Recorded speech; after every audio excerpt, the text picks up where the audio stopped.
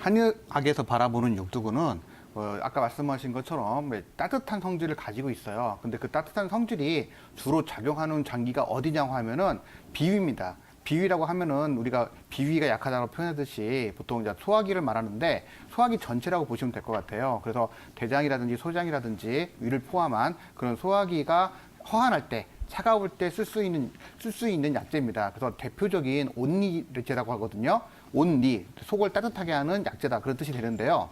그러니까 다시 말하면은 배가 차가워서 생길 수 있는 모든 병이 쓸 수가 있습니다. 가장 대표적인 것이 저희들이 배가 아플 때 배를 만져보면은 배가 따뜻한 경우보다는 배가 이렇게 냉하면서 아픈 경우가 많죠. 예, 그거는 배가 차가운 것 때문에 통증이 생긴 거거든요. 그럴 때 쓰시면 된다고 보시면 돼요. 그런데 만약에 배가 아픈데 배를 만져봤는데 배가 따끈따끈하다. 예, 그거는 속에 열이 있는 거기 때문에 육두 같은 걸 쓰게 되면은 오히려 문제가 생기게 됩니다. 그리고 배가 차갑게 되면은 또 뭐가 발생하냐? 설사가 잘 발생합니다. 그러니까 보통 우리가 설사 같은 걸 많이 하게 되면은 애가 허약하다, 추위도 많이 타고 손발도 많이 차갑고 그러잖아요. 예, 그럴 때 쓸 수 있는 약이고요.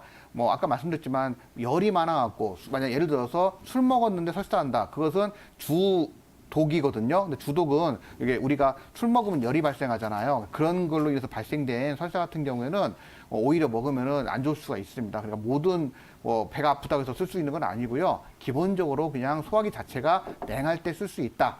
그렇기 때문에 오히려 속에 열이 있는 경우에 쓰면은 문제가 생길 수 있다. 이렇게 알고 계시면 되겠습니다.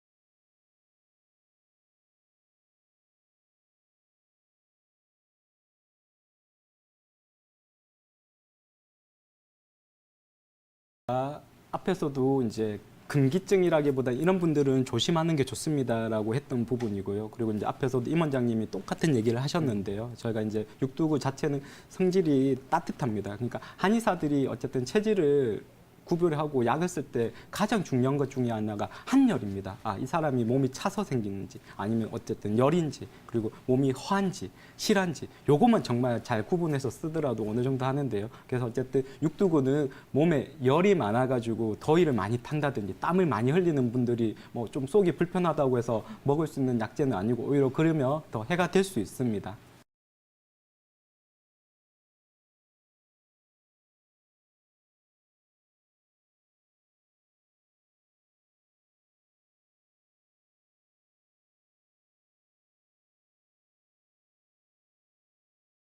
이 육두구의 기름 성분에는 미리스티신이라는 독성 물질이 있는데요. 이런 독성 물질을 소량 섭취했을 때는 어지럽다거나 구토가 일어나는 작용이 있을 수 있고요. 조금 더 섭취하게 되면 환각작용, 그리고 심하게 과량을 섭취하게 되면 마비되거나 혹은 환각작용으로 심하면 사망에 이를 수도 있습니다. 그러니까 과다 투여는 주의하셔야 되고요. 또한 우리 한약재에서 쓸 때는 적절히 포제를 해서 쓰지만 포제를 하지 않은 이 육두구를 복용을 했을 때 지방성 간 변이가 일어날 수도 있습니다. 그렇기 때문에 포제가 잘 되었는지 그리고 적절한 양을 쓰는지 항상 확인해서 복용하셔야 합니다.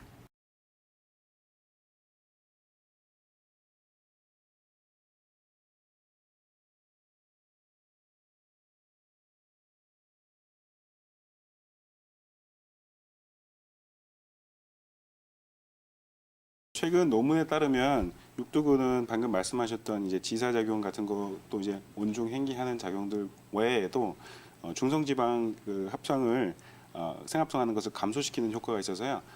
당뇨 같은 증상에 좋은 것으로 이제 밝혀졌고요. 또 이제 독성 물질로 아까 말씀드렸던 그 이제 미리스티신이라는 이 그 자체가 항염증 효과를 갖고 있다는 것이 또 최근 연구 결과에 나타났고요. 또 이제 메탄올 출처를 했을 때는요, 이제 폐암 그리고 이제 난소암, 피부암 같은 5종의 그 암종에 굉장히 효과적인 것으로 밝혀졌습니다.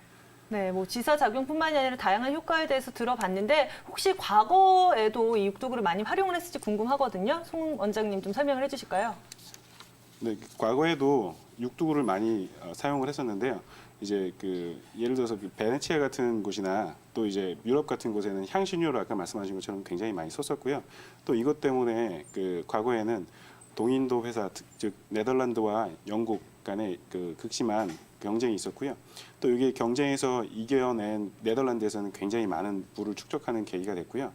영국 그 동인도 회사는 이 전쟁에서 그 경쟁에서 밀려나면서 좀 이제 쇠퇴의 길을 걷다가 나중에 이제 그 인도나 이런 곳에서 더 흥해서 네덜란드는 상대적으로 이제 희귀해지지 않는 그 육도구가 점점 더 그 희소성이 떨어지니까요. 점점 더 쇠퇴하게 됐고요. 나중에 이제 영국 동인도 회사는 굉장히 흥하게 됐죠. 그런 역사가 있습니다.